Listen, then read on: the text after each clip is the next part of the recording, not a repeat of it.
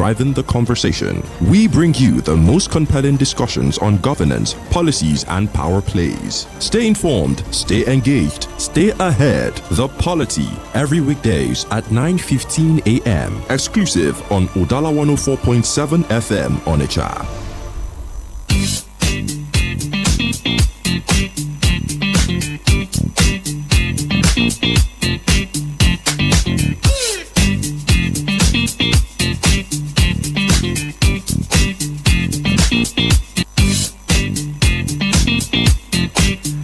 Okay, so like you just heard, it's now 15 minutes past 9 a.m. and time for us to bring you the Polity on the radio 104.7 FM. We are transmitting from the commercial absence of Anambra State, Onitsha, and we're glad to have you this very morning. Join us on today's conversation. Don't forget that this very program is driven by headlines from various newspapers, and then our conversation are taken from these very headlines. We make analysis from the most topical developments as captured by these very newspapers, and your input are always welcome into this very program.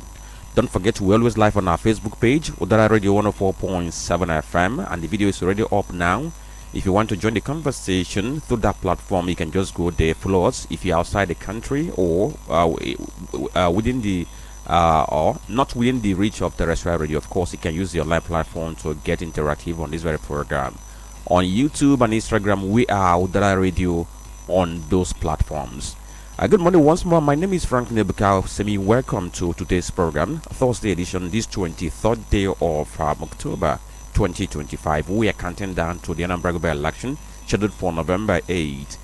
We are counting 16 days now, and like we said yesterday, that those who registered for PVC in the last CVR, which was concluded in July, that your PVCs are ready. You can go to where you registered and begin to pick up these very PVCs, because we are going to use them for this election. We're talking about 140 something thousand persons who registered.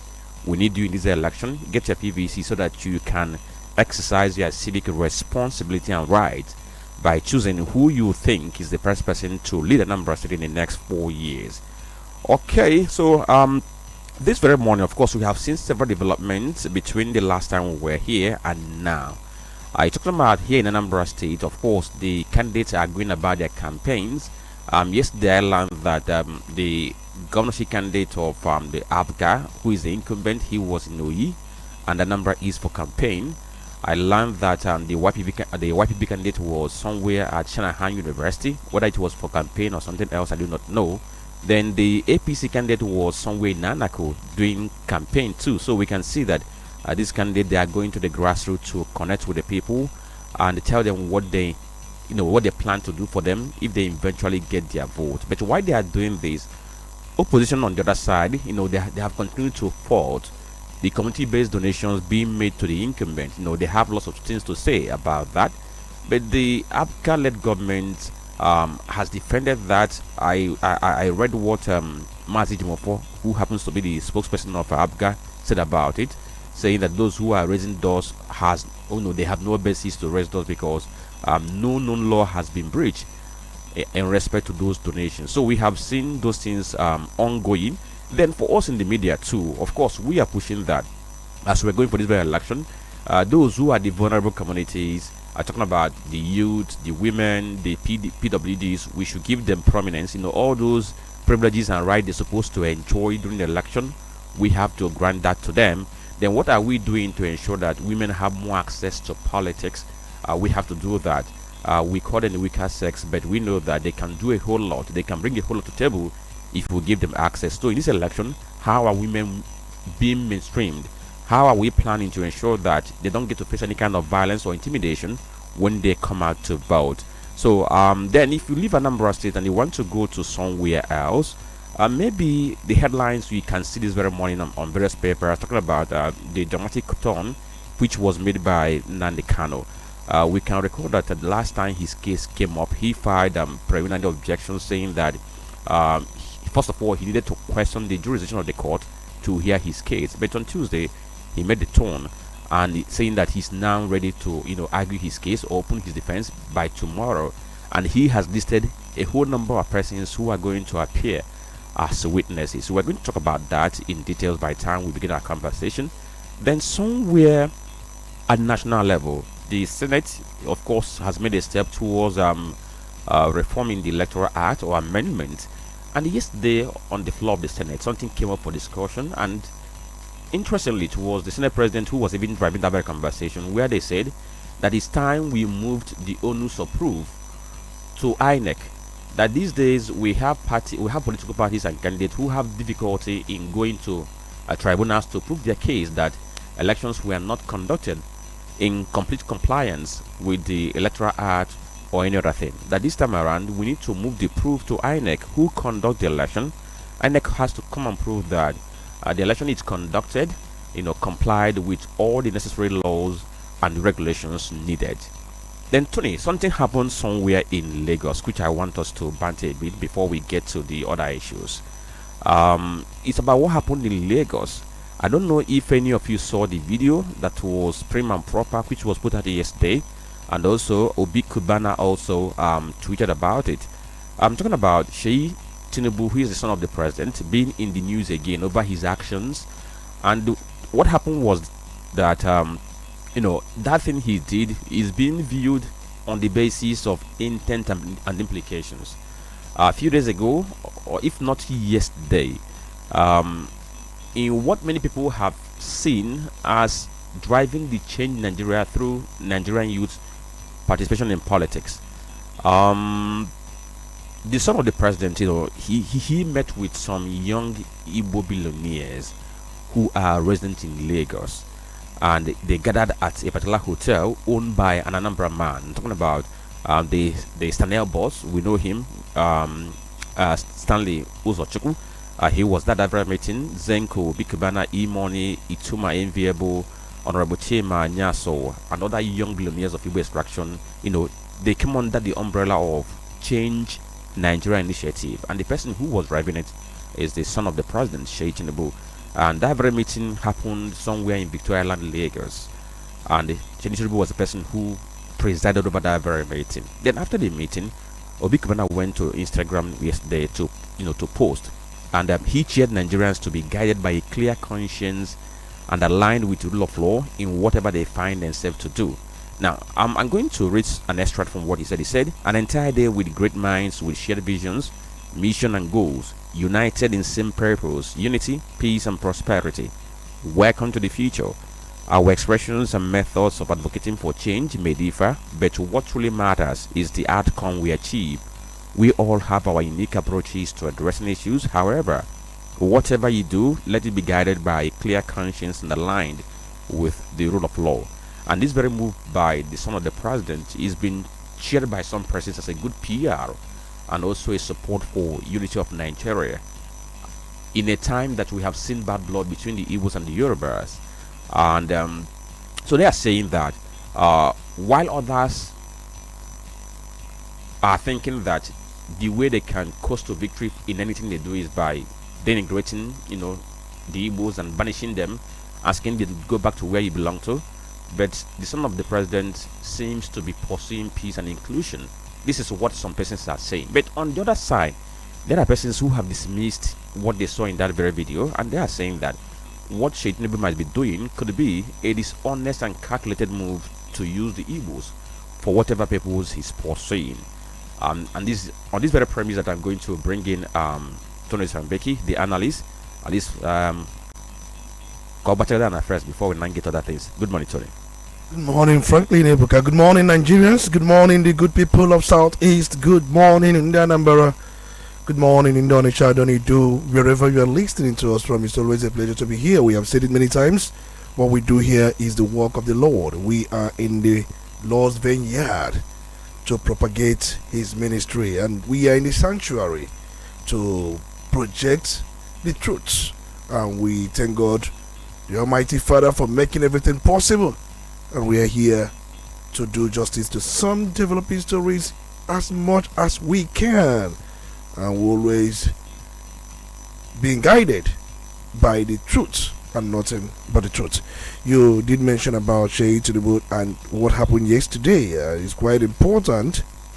We'll let everybody listening to know that there was this gathering between Sheyi Tinubu, the son of Mr. President, who is 40 years old, with a group of Igbo business leaders under the Change Nigeria banner.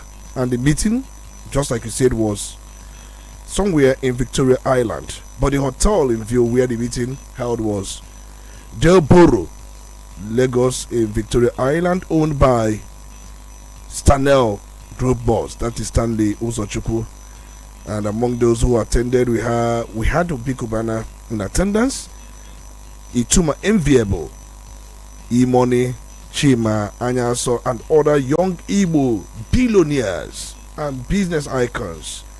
And according to what we are told, that the purpose for the gathering was to chart ways for economic transformation, youth participation, entrepreneurship under the Change Nigeria initiative. So if you look at it, Tinubu has made us understand that there is need to empower youth in Nigeria by creating opportunities for education, skills development, entrepreneurship, and innovation. I remember, for instance, he's worked through the Nuela Foundation. He has a foundation known as Nuela Foundation, which includes distributing laptops to schools and supporting young Nigerians in digital skills. And we also learned that he intends to improve healthcare outcomes, particularly maternal and child health, by launching programs that supply essential medicine and support hospitals. But outside this, these are things that foundations do. But outside this, it talks about national unity and bridging divides by building relationships across ethnic, regional, and religious lines, and by being active in different parts of the country. The question is, why Igbo billionaires? If this is for the interest of the country, why not young billionaires across different ethnic nationalities? Why is it so much focused on Igbo billionaires? Yes, he's married to an Igbo woman, no doubt, from Anambra State. But outside that, I think that's his second wife. But you know the first wife to be one Lebanese. If I can remember the woman's name from Lebanon. I think Jade Tinubu, that's the name of the woman. Home, that's her family in Lebanon. So that's the first wife, but we are told that he has taken up another wife from Igbo extraction. So Tony, what do you think he's cooking? Are you seeing it? Are you seeing it from the point that it might not be connected with trying to build peace, because we know how relationship between the Igbos and Yorubas have been in Lagos?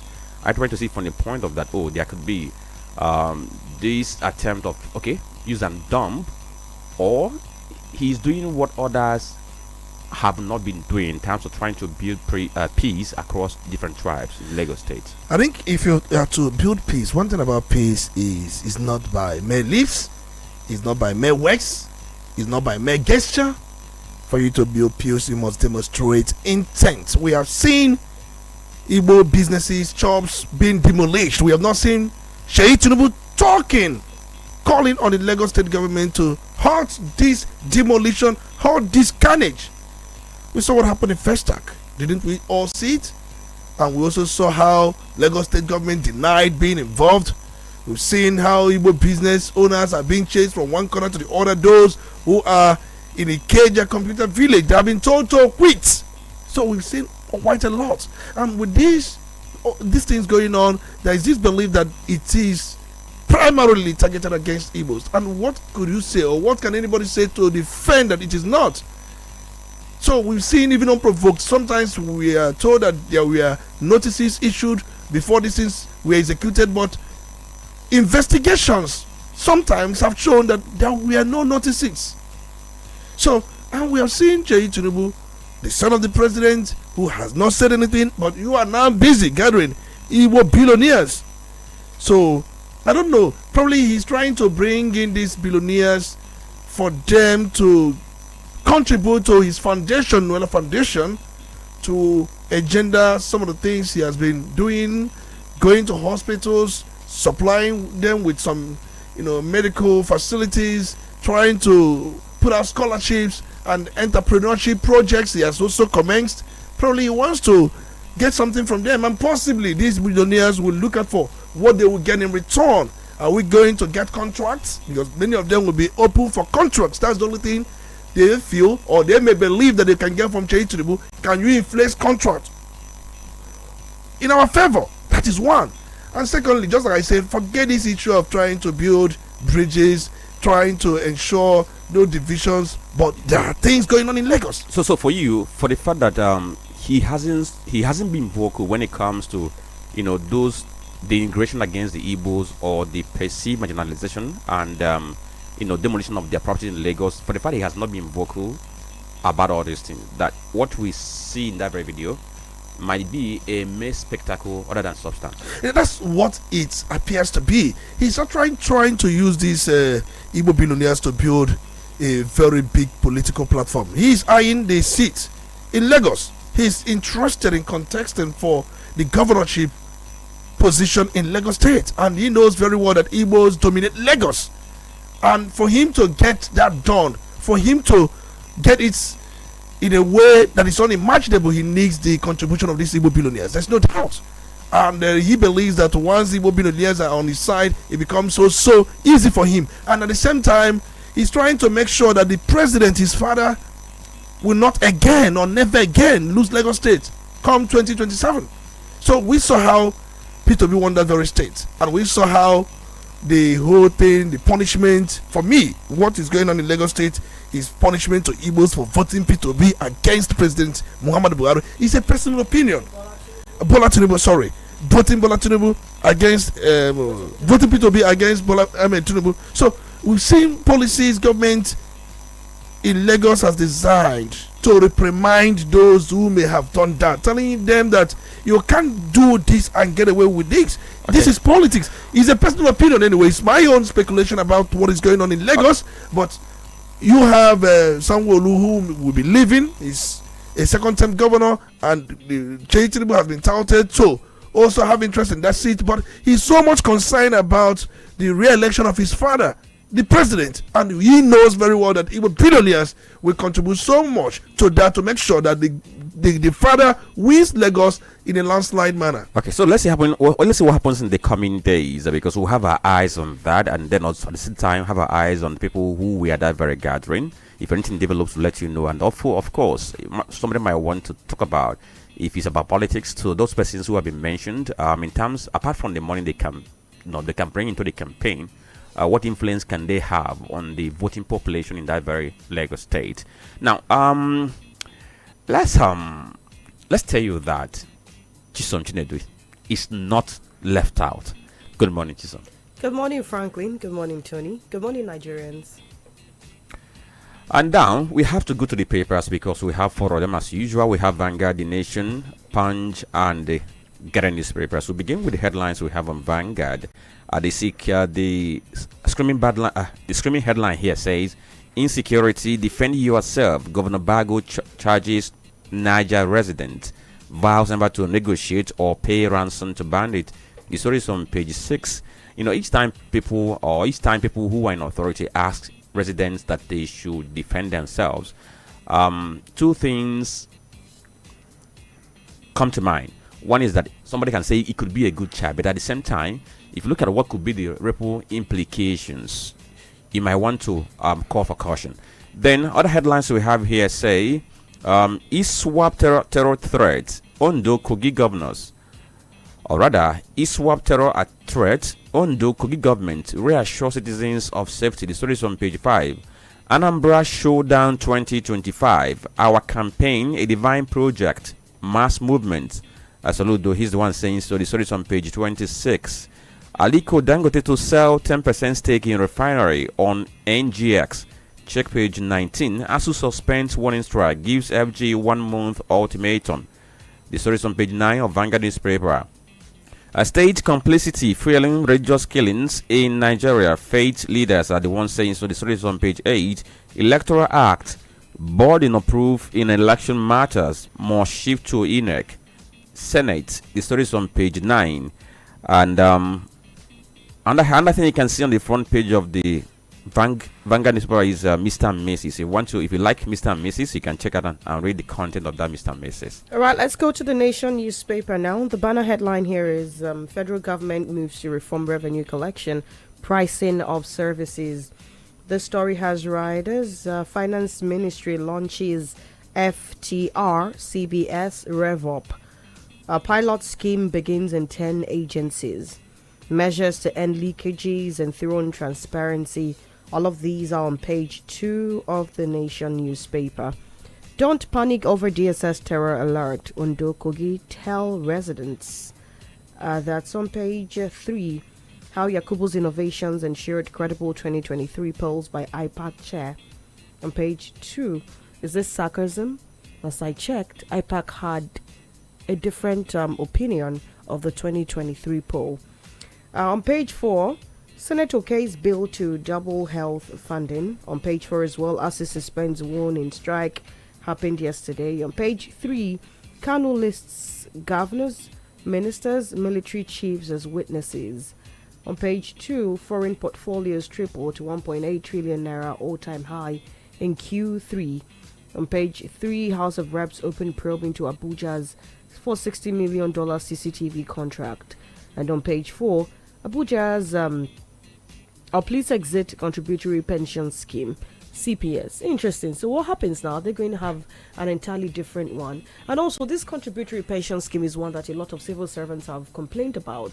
At the end of the day, to get the money that you saved for all the while you were working, you have issues. They delay you. Last I checked, it takes over a year before the entire pension is processed. And how do you expect the civil servant to survive the period it takes before all of these processings are done and all of that?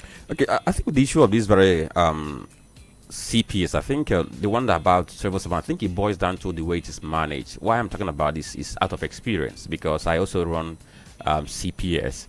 And I know that when I wanted to take some money from there, I was told that, okay, you have to take like 25%. And then when you have turned a certain age, that's when you can come and then make all your claims. But guess what? I was just told the document I have to get. And I went, got those documents, submitted them. In less than 1 month, I was paid. So what happens is that, depending on who's managing, and at the same time, because sometimes we have seen that government fail to remit their own counterpart, what they're supposed to remit, they make those deductions from the accounts of civil servants and then not remitting. Then some civil servants too, when they are asked to bring certain documents, they fail to bring them. So it's also a matter of shortcomings on the side of the government, and also sometimes on the side of the civil servant who fail to bring those documents that are well needed for them to make that very processing. Okay, so we have to look at other headlines we have in other newspapers this morning. Talking about the Punch newspaper, we have a headline beside the Punch newspaper, beside the nameplate of Punch newspaper. It says, Electoral Reform, Senate pushes INEC to defend election results. The story is on page 241. It has a rider, Tinubu swears in Amopito today. I learned he's going to happen around 12 noon. Then the banner headline says, ISWAP threat, Southwest, North Central State on high alert. The story is on page 2. It has a rider, governors, police tighten surveillance as Ayedatiwa, Ododo, others urge calm amid ISWAP threat alert. Yes, that I question the rationale behind DSS releasing public statement on that, other than submitting their intelligence to the security agencies and then the governors of those states for them to take action. So what the essence of pushing out that advertisement to the public and creating panic and tension? Then Sanwo-Olu monarch hail Oyebanji at road inauguration. That's a story you will see on the front page of Punch newspaper. Terror trial, Kano list Wike Sanwo-Olu brutal among 23 witnesses. The story is on page 7. A stray bullet kills tricycle rider outside Lagos brothel. The story is on page 4 and 5 of Punch newspaper. Elumelu champions private sector was catalyst for growth. The story is on page 34, and the last headline on the front page of the Punch says, Raps probe Jonathan's $460 million CCTV project. The story is on page 41. How this very project failed in Abuja is a different thing. Or is it even different from what we have known Nigeria to be? Because most projects we have launched here either failed or someone sabotaged it. So these are headlines we have on Punch. All right, let's go to The Guardian now. FG begins public finance reforms ahead of new tax regime in January on page 6. Nigeria won't accept any deportees from US. Tugar insists on page 2. FG releases 32.9 billion naira to PHCs, asks communities to track spending on page 5. Kano lists Sonwolu, Wike, Umahi, Malami, others as witnesses in terrorism trial on page 8. And ASA continues negotiations, suspend 2-week warning strike. Find this on page 30. And FG raises concerns over crude supply to refineries, gas flaring on page 3. Senate silent on early voting, shifts electoral burden of proof to INEC on page 3. Northern leaders back Tinubu as opposition, cautions APC, alleges attack on page 6. Okay, so these are the headlines we have on these very newspapers, and of course we have to go to the analysis desk now because we have a couple of things we have lined up for us to rub minds on this morning. Stay with us, we'll be right back. You're listening to The Polity. Get involved now.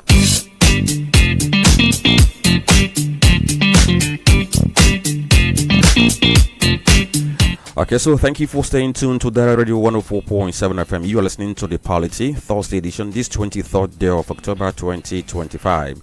My name is Franklin and Chisom, Chinedu, and Olisa Mbeki. All of us are together for today's conversation. Don't forget, you can visit our Facebook page, Udala Radio 104.7 FM. We have a live video there.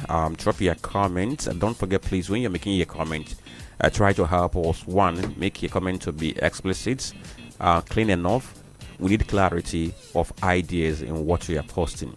So, Tony, let's begin with what happened with our brother, Nnamdi Kanu, the detained leader of IPOB, who has filed a fresh motion listing former Attorney General of the Federation, Ebuka Malami, and other top politicians and security figures as witnesses in his terrorism trial. I would like to take this story from the Guardian perspective because Guardian is more expansive and explanatory in the way they went about this very report. Now, Kanu filed a motion on October 21st, and that motion was addressed to Justice James Omotosho of the Federal High Court. In that very motion he filed, it was personally signed by Kanu. So that's the first question we're going to raise. The fact it was not signed by any of his counsels, does it mean that he has fired his counsel, or if there's any development in law that he's trying to leverage on to do this very case? Then, what we have seen is that Kanu personally signed this very document, and in that very document, he stated that the application was in compliance with the court order on October 16, which directed him to open his defense on October 24. I know that last sitting of the court on October 16, court said they should open their defense on October 24, being tomorrow, which he rejected because he was challenging the court's jurisdiction to hear that very case. But he now made the turn, or he made a U-turn, saying now that he now wants to open defense. Now, in that very motion, which he titled "Number or Notice of Number of Names or Witnesses to be called by the defendant," Kanu seeks to call 23 witnesses, including international experts, state governors, military generals, and former intelligence officials. He divided the witnesses into two categories: one, voluntary but material witnesses, and then vital, compellable witnesses who are going to be subpoenaed under Section 232 of the Evidence Act of 2011. Now, among the voluntary witnesses is Emeku Mabalase. Chisom, you can recall when Daniel Bwala mentioned the issue about genocide against Christians. He mentioned Inter-Society run by Emeku Mabalase, upon which the American, built whatever report he had. So Emeku Mabalase has been mentioned as somebody who's going to testify. In this report, he's classified as a political historian, but I know him as a criminologist. Now, he's going to testify on the legal foundations of self-determination and state violence against members of IPOB. Then there's another unnamed forensic linguist who is going to analyze Kanu's public broadcast to counterclaim that they incited violence or terrorism. Also listed is Benjamin Madubugu, who is a former co-accused He's going to testify on the non-violent structure and goals of IPOB. Then Dan Olasi, former PDP man, who is also community leader from Abia State, he said he's going to testify that Kano's broadcasts were viewed locally as political commentary, not hate speech. Then an unnamed security expert is going to address procedural flaws and investigative irregularities in terrorism case. I'm going further. You will see that he also listed U.S. lawyer Bruce Fame, who is going to testify on the illegality of Kano's extraordinary rendition from Kenya and its implication for trial jurisdiction. Then Kano's personal physician, Professor Martin Agaji, is going to testify on the effect of his prolonged detention on his physical and mental health. There is these two experts who is going to testify to. Barry Sutton, he's from Massachusetts Institute of Technology. He is going to analyze the authenticity and chain of custody of digital evidence submitted by the prosecution.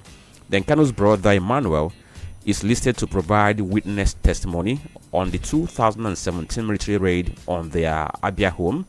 Kano himself is going to testify in his own defense, denying the allegations and placing his statements within a political and legal context. Then the second category of witnesses, Kano is requesting the court to subpoena Malami, former AGF, for him to come and testify on the legal basis of his abduction from Kenya in 2021. He's also seeking the testimony of former DG of National Intelligence Agency Ahmed Abubakar on the diplomatic and operational coordination of that very rendition. And I'm going to highlight a few other places, then we go into this very analysis. Then former DSS DG Yusuf Bichi is also listed to speak on the custody conditions and agency's role in the operation. There's also a named DSS officer who is going to testify too. Then former Chief of Army Staff Lieutenant General Tuko Brota is going to testify on the chain of command during the 2017 military invasion of Kanu's home. Minister of Works and former Governor of Ebonyi State David Umar is going to testify on the controversial proscription of IPOB by Southeast Governors Forum. Former Abia State Governor Kisipasi is going to testify too. He's going to testify on his administration's role during the military operation in Umuahia. And then Governor Hubu Zodema of Imo State is going to clarify public statements he made following the assassination of Ahmed Gulak. A lot. Minister of FCT Ebuka Franklin is going to testify too. He was listed. Teofilo Danjuma was also listed. And all these ones are said that they are going to testify on different issues. So Sonny, let's begin with this. One is Kanu making a turn to now open his defense. What does that portend? Then secondly, the fact that he personally signed this very motion. Is there anything we need to know about it? And then what does that mean in law? Is he going to, stand on the defense counsel by himself? I think from the look of things, as we are told, they are in court as we speak right now. And immediately the court section resumed. Kanu Agabi SAN announced to the court that they have withdrawn their services. No doubt. And that means that the senior advocate of Nigerians, before now hired by Nnamdi Kanu, many of them would not be rendering such service again until any change. And Kanu also confirmed that, saying that for now he has decided to defend himself, that this may change later anyway. I think he admitted that it may change later, but the key thing there is that he has decided to defend himself. So